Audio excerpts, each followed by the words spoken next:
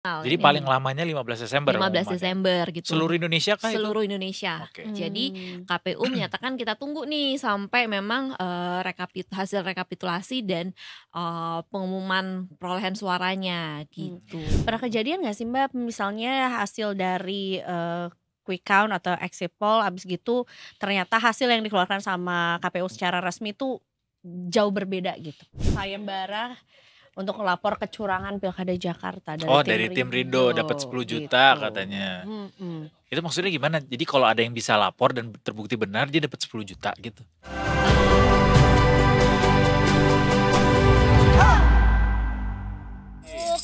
Kehappian kayak Edo karena Pilkada serentak sudah selesai. Ya, tapi belum selesai sih sebenarnya. Nah, baru aku mau bilang apa iya? Apa iya? Karena tadi kita sempat mention juga banyak yang sudah melakukan some kind of celebration karena jadi satu putaran lah, atau mungkin juga udah ada yang sujud syukur juga memenangkan hasil. Karena tidak menyangka suaranya sebesar itu yang diraih gitu ya. Gitu. Tapi sebetulnya kan belum ada apa tuh sebetulnya yang resmi gitu, pernyataan resmi dari KPU gitu. Yang ada cuma tadi pernyataan resmi dari KPUD bahwa tidak ada disampaikan sejauh ini dari Jakarta ya, tidak ada pernyataan bahwa ini 1 putaran 2 putaran, semua masih menunggu hasil resmi dari KPUD. Kalau misalnya mood dia 3 putaran, coy. Habis uang negara, habis uang nggak negara. jadi kita nanti makan siang nanti. Mending kita ngobrol aja sama perwakilan KPUD ya di sini. Bukan, karena beliau akan mengevaluasi tadi. Kita ngobrol sama Tiara dari Detik News. Lagi-lagi selamat sore Tiara. Selamat sore. Tidurnya cukup? Cukup untungnya ya. Cukup ya. Udah selesai pencoblosan gitu ya. Kita tinggal tidur matiin alarm dah ya. Karena sebetulnya yang perlu disyukuri adalah cukup kondusif lah ya, Pilkada. Boleh gak sih kayak throwback dulu ke masa-masa Pilkada sebelumnya yang memang enggak, ini kan baru pertama kali kita Pilkada serentak seluruh Indonesia gitu ya. Jadi lebih apa sekarang? Lebih challenging. Lebih challenging justru. Memang iya, lebih challenging karena daerahnya kan lebih ya seluruh Indonesia banyak gitu kan, dan tiap daerah punya tantangannya masing-masing juga gitu, beda-beda gitu. Dan kalau kemarin malam tuh udah sempat ada konferensi pers juga dari KPU gitu ya. Kalau dari KPU menyatakannya sih overall itu aman dan lancar. Memang ada beberapa hambatan gitu ya. Misalkan seperti di Sumatera Utara tuh ada yang banjir, jadi harus ada yang, jadi mereka belum bisa ada pencoblosan kemarin, jadi harus nanti susulan gitu. Atau ada juga kayak ulangan di sekolah ya, susulan buat ujian kan. Ada juga daerah yang memang ada sempat beberapa keributan gitu ya, di Papua ada gitu kan. Kemudian di Madura kemarin kita sempat dengar gitu. Iya, cuman kalau pas pencoblosan sudah berjalan gitu, dan secara umum gitu, secara keseluruhan KPU menyatakan sih sudah berjalan, walaupun masih ada tadi ya perlu ada pencoblosan susulan gitu. Di Papua keributannya apa Tiara? Sempat ada di sana saling klaim gitu kan, saling klaim pasangan calon gitu, dan berbuntut sampai ada yang serang-serangan gitu. Dan ada korban luka, ada yang warga mengungsi gitu. Jadi beberapa fokusnya sekarang di Papua atau di beberapa daerah. Padahal kita tahu Papua juga banyak juga pertarungan yang melawan kota kosong ya. Makanya gue lumayan surprise. Kota kosongnya ini ngeklaim juga gitu apa gimana, ternyata saya perwakilan dari kota kosong. Ada beberapa daerah yang lagi rusuh, jadi semoga itu bisa cepat ditangani juga. Amin. Oke, nah sekarang kita di Jakarta dulu deh ya, yang kayaknya kemarin kita juga sempat bukan beberapa kali kita melihat juga ada masing-masing paslon nih bikin press keterangan masing-masing gitu. Gitu. Siapa kemarin pertama kali nyampein statement ya Pak Pramono Paran juga sempat konvers dulu pertama waktu itu saat memang baru keluar hasil quick count dan exit poll gitu ya, bahwa mereka memang menunjukkan mereka unggul. Tapi waktu kemarin masih kemarin kan quick count tuh mulai sekitar jam 3 gitu ya. Nah mulai sekitar jam 5 mendekati jam 6 tuh sebenarnya sudah, kalau versi quick countnya ya sudah hampir 100% gitu. Dan itu bisa nyatakan unggul. Cuman kemarin waktu sore yang masih ditunggu apakah unggulnya itu lebih dari 50% atau kurang dari 50%. Karena kita tahu Pilkada Jakarta itu kan aturannya berbeda dengan daerah lain gitu. Di Jakarta itu pemenangnya harus 50% plus satu suara gitu. Itu baru dinyatakan sebagai pemenang kalau calonnya lebih dari 2. Nah, kalau di bawah 50% berarti akan ada putaran kedua gitu. Jadi kemarin tuh sekitar sore setelah maghrib yang masih ditunggu itu tuh apakah 1 putaran atau 2 putaran gitu. Kemarin juga pas sore itu dari Pak Ridwan Kamil Passusono juga sempat konferensi pers gitu, menyatakannya ya masih menunggu apakah hasilnya akan 1 putaran atau 2 putaran gitu. Dan tadi pagi udah dikasih statement juga kan Nah, sama tadi pagi Pak Pramono Parano juga konvers lagi nih, konvers di rumahnya Pak Pramono yang menyatakan mereka kan jadi kan memang saat ini di KPU sendiri, di situsnya KPU itu mereka mengunggah foto dari form C1 di tiap TPS di seluruh Indonesia gitu ya. Tapi memang KPU sendiri tidak menampilkan grafis atau penjumlahan perolehan suara gitu.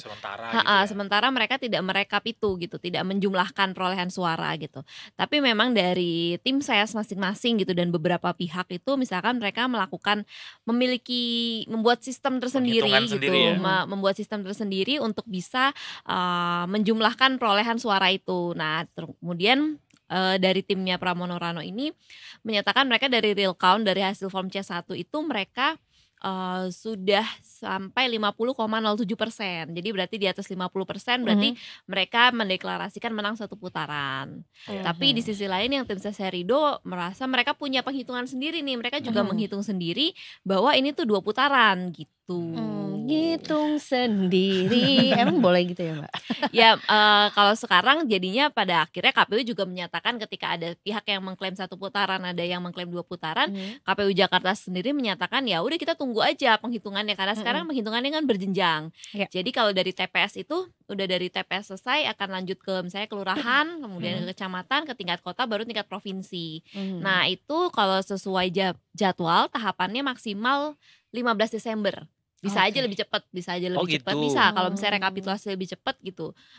Jadi kalau di peraturan tuh batas akhir, batas maksimal. Jadi paling lamanya 15 Desember. 15 Desember gitu. Seluruh Indonesia kah itu? Seluruh Indonesia. Jadi KPU menyatakan kita tunggu nih sampai memang hasil rekapitulasi dan pengumuman perolehan suaranya gitu. Pernah kejadian nggak sih Mbak, misalnya hasil dari quick count atau exit poll abis gitu ternyata hasil yang dikeluarkan sama KPU secara resmi itu jauh berbeda gitu?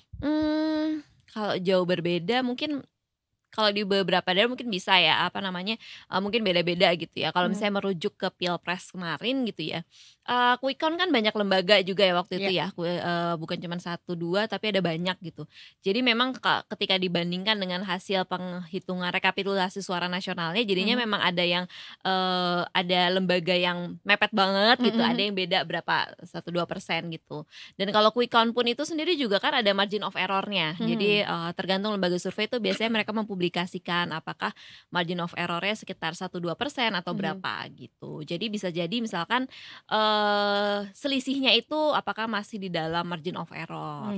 Nah, masalahnya yang di Jakarta ini kan memang mepet ya, tipis banget gitu kan. Jadi seperti memang berapa suara pun berarti sekarang ini.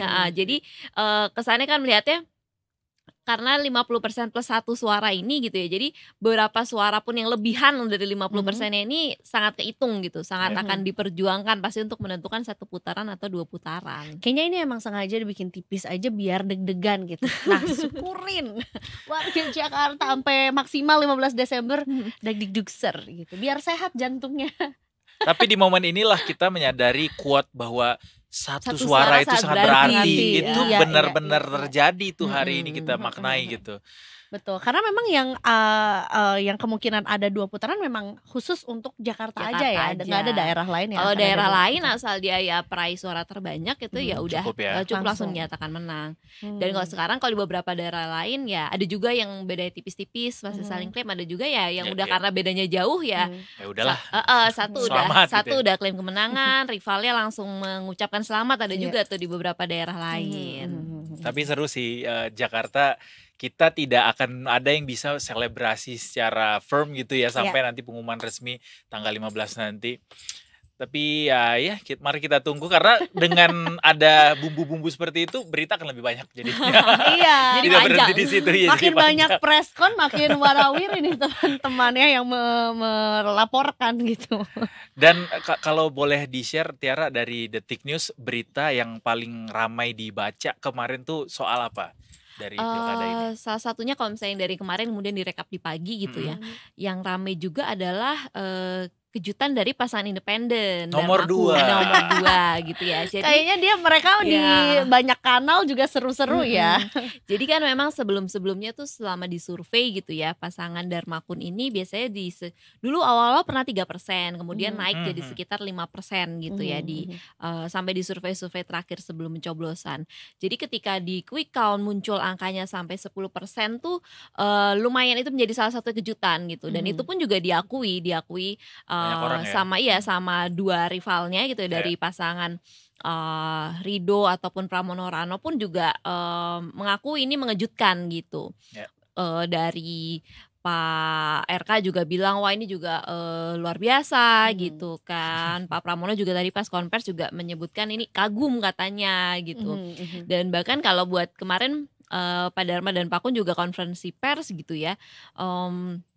Mereka juga seneng gitu, anggapnya ini udah dianggap sebagai kemenangan gitu, yang dapat 10% ya, 450.000 suara sekitar loh. Itu gitu kan, itu udah jadi kemenangan buat mereka yang sebagai pasangan independen gitu katanya. Ditambah lagi dengan isu yang katanya dana kampanyenya hanya 5 juta rupiah. Itu tuh bener ada yang mengkonfirmasi nggak sih? Nah nggak tahu juga sih ini beneran atau enggak, tapi kan kalau dana kampanye itu sebenarnya macam-macam ya, ada yang dari sumbangan, ada yang ini segala macam. Tapi emang balihonya paling jarang ya. Jadi emang pada saat kemarin masa tenang tuh nggak repot. Nggak repot copotnya ya. Tapi paling organik dukungannya di media sosial kayaknya kalau pasangan nomor 2 tuh kayak monster marketingnya ada banget. Kemarin juga ada beberapa pihak yang melakukan analisis gitu ya, analisis tentang kejutan quick count nomor 2 ini. Ada yang analisisnya misalkan ini efek dari pemilih-pemilih non-muslim katanya. Jadi yang tadinya pemilih non-muslim gitu kan, analisisnya katanya tadinya sebelumnya karena ke Pak Pramono Rano gitu. Kemudian katanya ada efek dari Pak Anies gitu ya, sejak Pak Anies mendukung gitu, itu kan memberi efeknya juga macam-macam gitu ya. Ada efek penambahan suara, tapi katanya ada juga pemilih yang jadinya beralih gitu. Nah ternyata beralihnya ke pasangan nomor 2 gitu analisisnya. Ada juga mungkin beberapa analisisnya ya bahwa pemilih di Jakarta ini mencari sosok alternatif katanya gitu. Jadi ketika yang beneran independen gitu ya, yang tidak terkait partai politik gitu. Ternyata di situ ya udahlah coblos nomor 2 gitu. Kejutan tapi tuh nggak berhenti di nomor 2-nya di Jakarta ini doang sih. Nomor 2 di Jateng juga cukup mengejutkan dengan mungkin dalam hasil survei disebutkan kerap kali unggul sih. Tapi hasil suara sebesar itu cukup mengejutkan juga ya Tiara. Jaraknya lumayan jauh gitu ya. Ya itu juga Jateng juga lumayan jaraknya yang sudah cukup jauh gitu kan. Untuk kalau di pilkada di Pulau Jawa, kemudian di Jawa Barat juga jaraknya cukup jauh gitu kan di antara pasangan. Padahal 4 calon. Kemudian Pak Deddy Mulyadi tuh udah unggulnya lebih jauh gitu. Kemudian di Banten juga Pak Andra Soni unggul gitu. Di Jawa Timur Bu Khofifah unggul. Itu juga jaraknya udah lumayan inilah ya, lumayan jauh gitu. Beda kalau di Jakarta yang masih menunggu harap-harap cemas. Ada nggak daerah provinsi lain yang terdata sejauh ini yang kayak Jakarta yang masih belum bisa ngeklaim gitu satu atau siapa yang menang? Ada nggak ya? Beberapa yang kami pantau yang memang yang menjadi sorotan sih kalau di provinsi hampir sudah jaraknya cukup jauh ya gitu ya. Atau misalkan mungkin yang satu juga sudah mengklaim gitu walaupun yang pihak yang lawannya belum bersuara gitu ya. Tapi kalau yang kalau sebenarnya kayak Jakarta kemudian juga dibilangnya sebenarnya jaraknya bukan setipis itu ya. Setipisnya tuh karena jarak menuju karena plus satunya 50 plus satunya itu yang bikin susah ya. Tapi di beberapa daerah yang lain ada juga seperti misalkan kayak di kita masih nunggu-nunggu juga kayak buat di Depok, Kota Bekasi itu juga jaraknya kita masih menunggu hasil penghitungan dari KPU-nya. Artis-artis juga banyak yang menang nih ya. Ya, misalkan seperti kalau Mas Farhan ya di Bandung itu juga sudah lumayan jaraknya, jadi lumayan pede kayaknya ya gitu. Kemudian Lucky Hakim di Indramayu itu juga sudah kemarin merayakan kemenangan gitu. Udah merayakan duluan tuh ya. Tapi ada juga yang belum berhasil kayak Mas Vicky Prasetyo di Pemalang gitu. Itu udah ada hasilnya? Udah, dia sudah di Instagram sih dia udah posting ya. Kita mengucapkan terima kasih, minta maaf. Kita sampai lupa ya. Padahal kemarin kita sempat heboh waktu tahu dia mencalonkan. Gitu. Iya. Ada juga Mbak Krisdayanti di Batu. Oh iya, juga kalah ya. Juga sudah ya udah mengucapkan selamat kepada rivalnya gitu. Vicky Shu. Wah, belum ngecek nih. Belum ngecek. Ternyata dia ada. Tadi gue baca juga yang dari Detik News daftar artis yang berhasil menang dan tidak menang gitu di kontestasi ini. Vicky Shu masuk sama Vicky Prasetyo, tapi baru dapat kabarnya dari Tiara ternyata Vicky Prasetyo gagal. Beda Vicky ya. JJ Govinda, Mbak. Oh, JJ Govinda juga, Mbak. Juga dia. Dia udah klaim kemenangan ya. Aku belum ngecek juga sih bedanya berapa udah persen tuh. Udah diucapin selamat sama Arafi. Udah ini sujud syukur ya. Tim kampanye yang paling solid dari Arafi itu. Dan sekarang memang PR-nya untuk para tim ses juga untuk mengawal penghitungan nih gitu kan. Karena penghitungan kan berjenjang gitu kan. Jangan sampai ada yang suara yang kemana-mana gitu. Jadi sekarang tuh walaupun rasanya kita sebagai pemilu udah saya coblos gitu ya. Timnya masih ini nih pusing ngawal ke sini, ngawal ke situ. Tetap melotot tuh matanya ya. Mana nih harus sama jumlahnya. Jangan ada yang kesana kesini. Ataupun kalau ada yang misalkan mau siap-siap setelah ini penghitungan pun kan belum selesai ya, bisa ada proses gugatan di Mahkamah Konstitusi juga gitu di MK. Iya benar. Jadi misalkan mungkin ada tim ses yang lagi nyiapin ngumpulin bukti-bukti juga nih buat bahan gugatan ke MK, bisa jadi ada juga. Iya, karena itu terjadi di Jakarta ya, katanya ada kalau sayembara untuk melapor kecurangan Pilkada Jakarta dari tim Rido dapat 10 juta gitu. Katanya. Itu maksudnya gimana? Jadi kalau ada yang bisa lapor dan terbukti benar dia dapat 10 juta gitu. Kayaknya itu mungkin kita lihat lagi nanti di konversinya ya, kenyataannya seperti apa. Lumayan memberikan syak-syok ya itu tadi 10 juta. Syak-syok Kak. Ketukar. Syak-syok ya. Benar. Tapi ya apakah sebetulnya hal ini tuh lumrah untuk dilakukan gitu ketika ya misalnya ya apabila yang menemukan kecurangan gitu dan ini diinisiasinya sama paslon gitu. Pernah terjadi sebelumnya mungkin strategi tim ses masing-masing ya. Biar seru. Strategi alias gimmick tadi. Kalau kotak kosong Tiara, ini kan banyak juga kotak kosong nih di pilkada kali ini. Ada yang menang nggak kotak kosongnya? Sejauh ini kita masih mantau juga sih, beberapa kan yang kotak kosong rame juga di Jawa Timur ya, di beberapa daerah di Jawa Timur. Kalau Jawa Timur sih mayoritas kalah ya kotak kosongnya gitu. Tadi kita lihat juga karena cukup satu fenomena juga bahwa di pilkada kali ini kotak kosongnya banyak gitu. Jadi pada males orang ini ya jadi kepala daerah ya. Apa atau gimana? Mungkin beberapa daerah kan itu bagian dari strategi juga gitu ya. Iya, jadi menggabungkan semua parpol supaya calonnya nggak dapat dukungan parpol gitu. Ada juga strategi-strategi kayak gitu. Nah, jadi macem-macem lah. Apakah ada yang pakai kampanye kotak kosong juga gitu kan? Yang bikin beda jadi 2000. Apa yang akan terjadi apabila kotak kosongnya menang dan kemudian nanti kan berarti akan dibuka lagi pendaftaran. Ya kalau nggak salah, jadi kalau kotak kosong menang, si calon yang kalah ini akan ikut pilkada berikutnya. Jadi ada pilkada lanjutannya gitu. Si yang calon yang kalah dari kotak kosong itu otomatis ikut gitu dan akan buka untuk ada calon berikutnya. Kalau misalnya tetap nggak ada yang mendaftar. Kalau nggak salah ada aturannya terkait nanti daerahnya dipimpin PJ atau PLT seperti itu. Jadi pastinya dari pemerintah tetap memastikan daerahnya punya pemimpin gitu. Tapi sembari pilkadanya nanti diulang dalam jangka waktu berapa lama. Tuh tinggal pilih Kak, mau Gresik.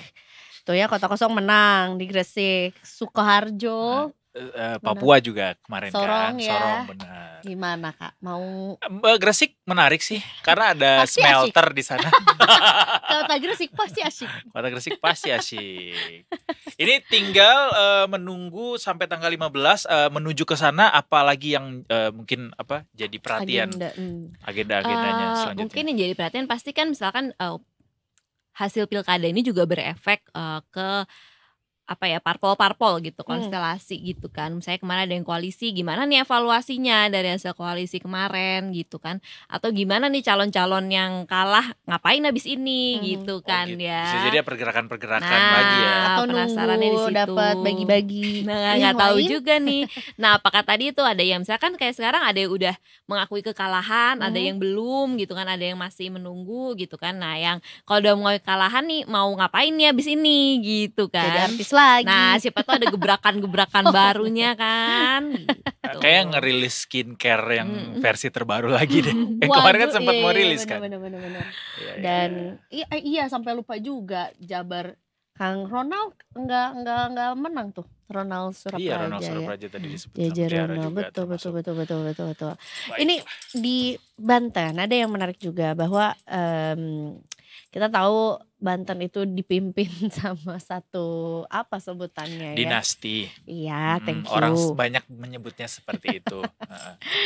Dan apakah di Banten kan sebetulnya berarti tidak terpilih ya yang lanjutan dari dinasti ini, so-called dinasti ini. Terus gimana tuh Mbak di Banten? Ya kemarin juga ada beberapa misalkan analisisnya gitu ya. Kalau dari Gerindra sendiri sebagai pengusungnya Andrea Soni bilang ya ini kolaborasi parpol-parpol, relawan gitu. Nah kita lihat aja apakah dengan perbedaan suara itu nantinya apakah ada lanjutan gugatan gitu atau ada strategi lainnya. Nah kita lihat juga di Banten gimana kan. Banten menarik ya, selalu menarik Banten sih. Baiklah, kita menunggu saja hasil-hasil resminya nanti sambil kita baca-baca pergerakannya. Pantengin aja Detik News, Detikers. Siapa tahu nanti habis ini ada pergerakan-pergerakan bawah tanah yang menarik lainnya dari atau elit, mungkin gitu. bahkan Elit yang global. udah selebrasi jadi gak jadi.